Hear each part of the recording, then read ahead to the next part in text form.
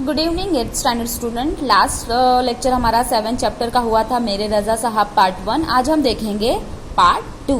ठीक है, तो लास्ट लेक्चर जिसने भी नहीं ये देखा होगा वो प्लीज जाके यूट्यूब पे देखे, ग्रुप में लिंक भेज दी गई है, उसमें जाके आप देख सकते हो। उसमें होमवर्क भी मेंशन था, तो होमवर्क करके आप मुझे पर्सनली भेज दीजिए। तो आज हम उसका पार्ट 2 देखेंगे। रजा जी कहते थे कि लड़की ससुराल जा रही है, उसे संभाल कर भेजना। जब वे किसी को पत्र लिखते या कुछ और लिखते तो मत पूछिए, हर शब्द हर पंक्ति को नाप तोड़ कर लिखते थे। फूल उन्हें बहुत प्यारे थे। रजा साहब कैसे थे कि वो जब भी किसी को लेटर लिख रहे होंगे या किसी को कुछ भी लिखते थे तो वो नाप तौल कर लिखते थे। नाप तौल कर मतलब कि जितना लिमिटेड, ऐसा नहीं कि सारा हिस्ट्री, सारा पास्ट, सारा फ्यूचर का क्वेश्चन पूछना वो एक ही चीज में कर दें, ऐसा नहीं। मतलब जितना जरूरी होता था उतना ही वो पत्र में वो लिखते थे। और उन्हें प्यारे क्या थे? फूल बहुत प्यारे थे। मुझे याद है 22 अक्टूबर 1988 को मैं लंदन से पेरिस के गारदिनो स्टेशन पर ट्रेन से पहुंची।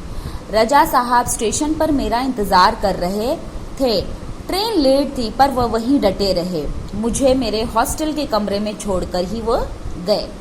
तो ये जो सुजाता बजाज जी हम बोल रही हैं कि उनको एक बात याद आती है, कब की? 22 अक्टूबर 1988 की, जब वो कहाँ जा रही थी? लंदन से पेरिस जा रही थी। ठीक है, गारदिनो वो स्टेशन का नाम है।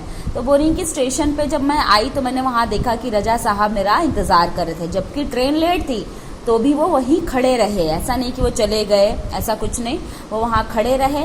और जब सुजाता जी को उनके हॉस्टल में उन्होंने छोड़ दिया तभी वो गए, ऐसा वो याद कर रही हैं सुजाता जी। इसके बारे में, रजा साहब जी के बारे में।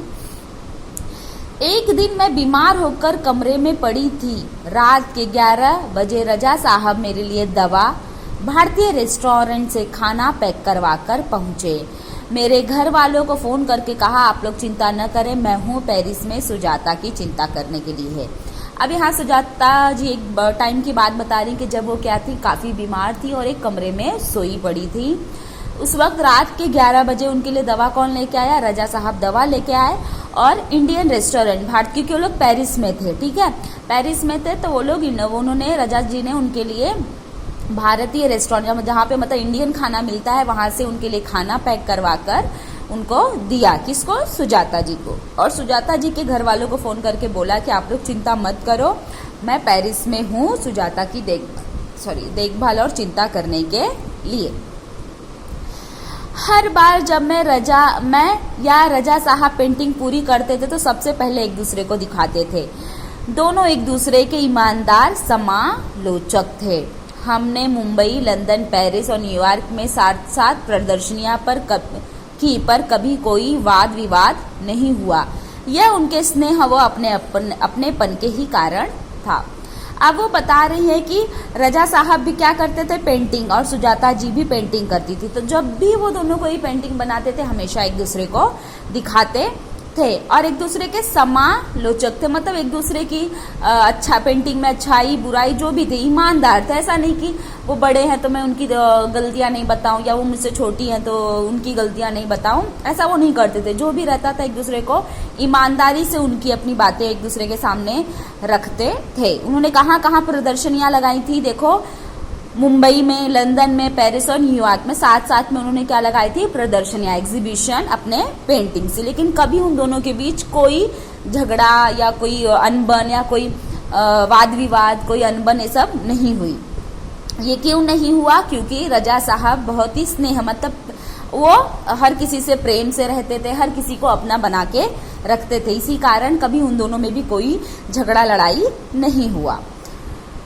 हिंदी उर्दू तो हमेशा से ही बहुत अच्छी रही है उनकी। अंग्रेजी, फ्रेंच भी वे बहुत अच्छी लिखते हैं।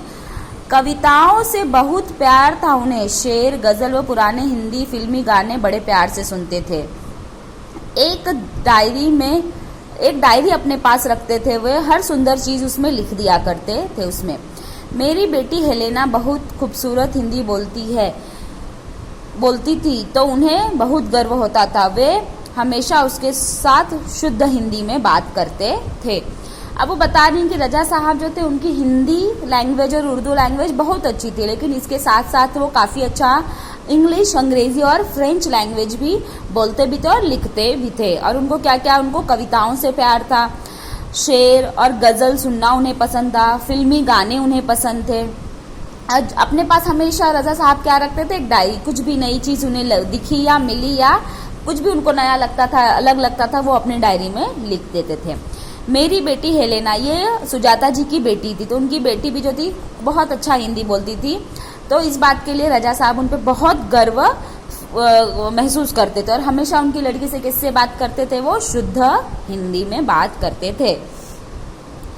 रजा साहब को अच्छा खाने का बहुत शौक था, पर दाल चावल रोटी आलू की सब्जी में जैसे उनकी जान अटकी रहती थी। मैं हफ्ते में एक बार भारतीय शाकाहारी खाना बनाकर भेजती थी उनके लिए, उनके फ्रांसीसी दोस्तों के लिए। रजा साहब को जैसे कविताओं का शौक था, शेरो गज़ल का शौक था, फिल्मी गानों का शौक था, ठीक उसी तरह रजा साहब को अच्छा खाने का भी शौक था। ठीक है, अच्छा खाना तो खाते थे, लेकिन उसमें से उनका फेवरेट, जैसे बोलते हैं ना, जो हमको बहुत पसंद आता है, तो उनको क्या बहुत था फेवरेट, जिसपे उनकी जान अटकी हुई रहती थी, वो था दाल चावल आलू और रोटी, आलू की सब्जी और रोटी। ठीक है, तो सुजाता जी बोल रही हैं कि जब कभी भी हफ्ते में एक बार वो क्या बनाती थी, शाकाहारी वेजिटेरियन खाना बनाती थी, और जो कैसा था, इंडियन खाना रहता था। जैसे वो दाल चावल रोटी और सब्जी वो बनाकर किसके लिए भेजती थी, रजा साहब जी के लिए और उनके फ्रांसीसी दोस्तों के लिए। रजा साहब के कुछ पुराने फ्रांसीसी दोस्त जो उनके जाने की खबर देने गए, तो फिर से एक बार उनकी दीवारों पर रजा साहब की काफी सारी कृतियां देखने का मौका मिल गया।